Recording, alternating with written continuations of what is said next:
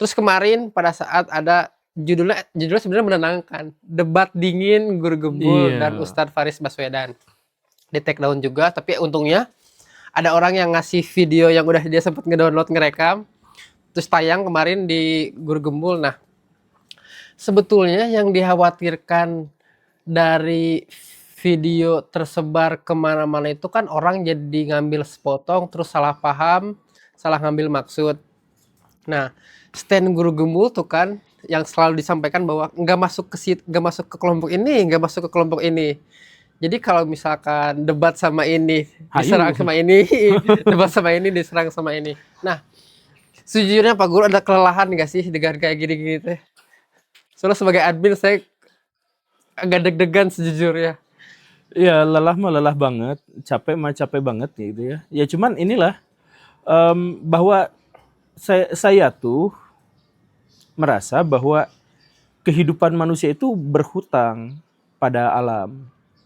Ya kalau misalkan mau lebih religius ini berhutang pada amanah dari Allah Subhanahu wa taala. Karena kita tuh sudah diberi semua kebaikan dan semua kebaikan yang kita terima itu hasil pengorbanan pihak lain tanpa kecuali. Saya bisa makan enak tuh pengorbanan dari ayam yang harus mati, pengorbanan dari petani yang peternak yang dapat duitnya kecil, effortnya terlalu besar gitu.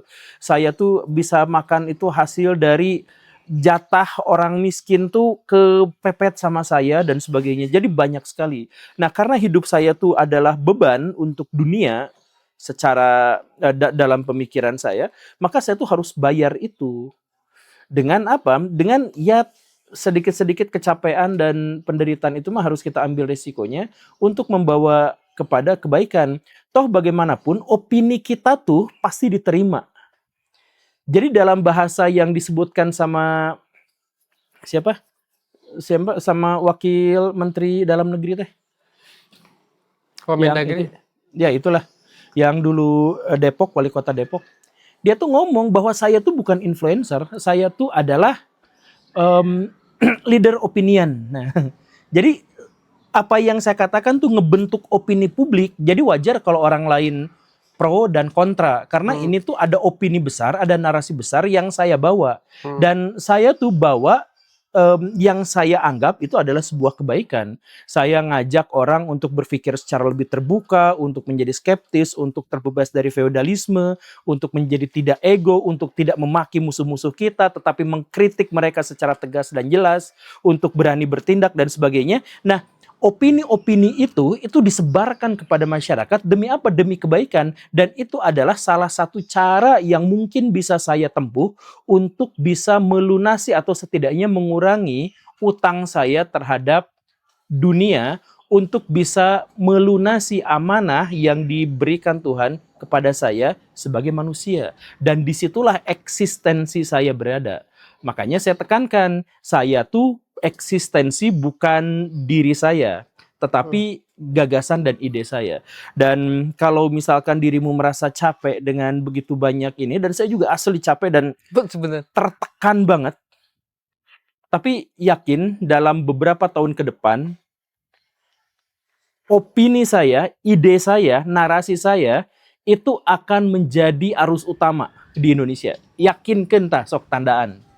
Jadi misalkan gini lah ya, dalam 3 tahun, satu-satunya yang mengkritik pesantren itu saya. Coba cari yang lain. Paling yang itu yang lalawakan si Gus Fixman.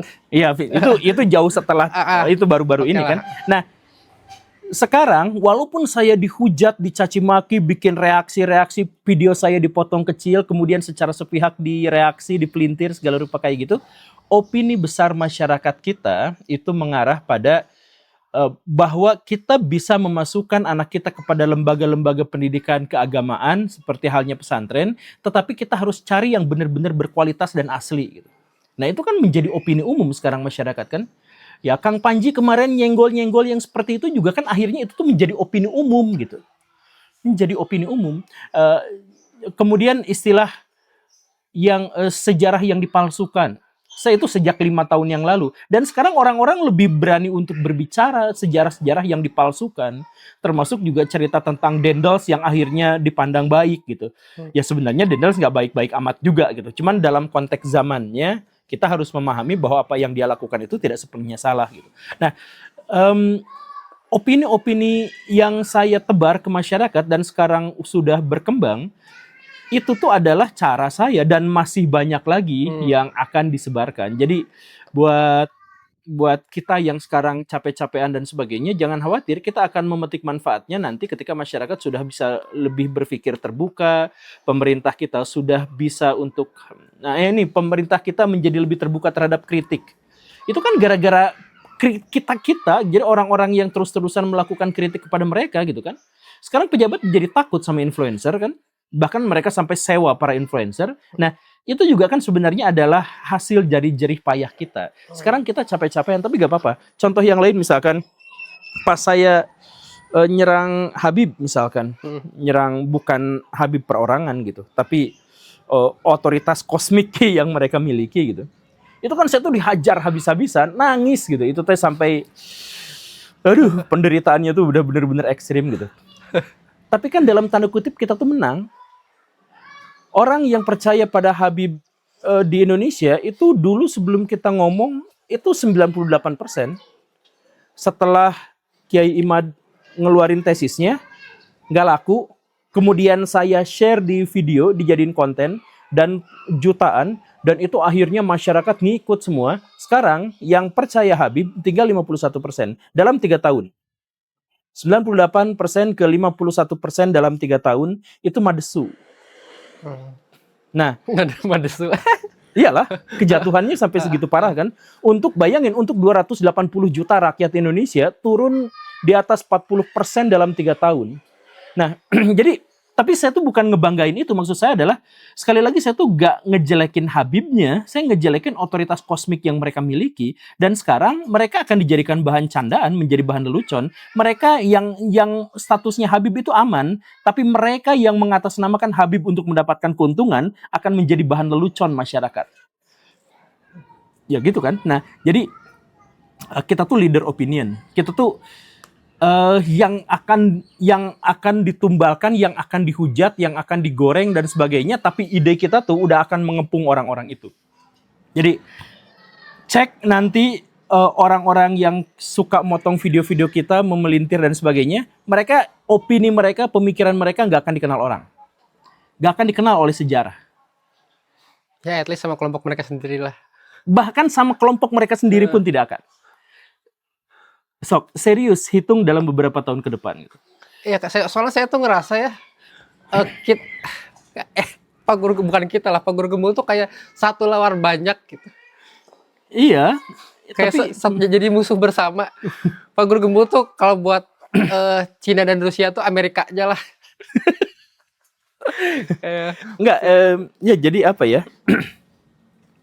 Banyak tokoh-tokoh yang di zaman dulunya tuh jadi musuh bersama, tapi pada akhirnya mereka tuh jadi patokan. Jadi pembaharu tuh karakteristiknya tuh pasti gitu. Jadi Karl Marx itu bahkan sampai mati dia tuh gak tahu bahwa ide dan gagasannya itu akan diterima sama orang. Tokoh-tokoh pembaharu misalkan Abraham Lincoln di Amerika Serikat itu gak, dia mati duluan sebelum akhirnya ide dan gagasannya itu menjadi halayak umum. Gus Dur yang di Indonesia mah. Gus Dur tuh kan, saya tuh hidup di zaman waktu Gus Dur berkuasa itu, dihujatnya tuh setengah mati dia tuh kan. Dipelintir video dia yang menghadiri gereja disebutkan Gus Dur murtad, dibaptis gitu. Itu tuh cerita-cerita segitu tuh luar biasa. Setelah beliau meninggal, siapa yang berani ngomong kayak gitu? Jadi orang yang menghujatnya pun sekarang berlindung. Habib Rizik sekarang berlindung di bawah nama Gus Dur. Habib Rizik dia juga mengomentari stand up Panji lagi sampai ke level segitu. Menurut Pak Guru nih, pemimpin negeri boleh nggak dilihat hanya dari sholatnya? Sholatnya rajin nih, jadiin pemimpin. Soalnya gini kan statement Panji tuh, kalau milih pemimpin itu jangan hanya yang rajin sholatnya, jangan hanya itu. Ya benar. Itu sesuai dengan Islam. Sini reaction Habib Rizik nonton. Ada ya? Ada. Seorang pelawak melakukan lawakannya dengan menyampaikan kritik-kritik pedas terhadap pemerintah. Ada bagian yang sangat memprihatinkan. Ternyata dalam komedinya, dalam gurauannya, dalam candaannya, saudara, dia bercanda juga soal sholat. Saudara katakan, ada kelompok harus milih pemimpin, pokoknya pemimpin syaratnya nggak boleh bolong sholatnya. Orang ketawa, saudara. Ya memang kenapa kalau umat Islam mensyaratkan pemimpin itu harus sholat, saudara? Itu kan ajaran Islam. Udah. Ini kayaknya Pak Habibnya nggak nonton. Kayaknya nggak nonton sih ya. Sebenarnya bahasanya aman kan? Aman. Jadi maksudnya Aman.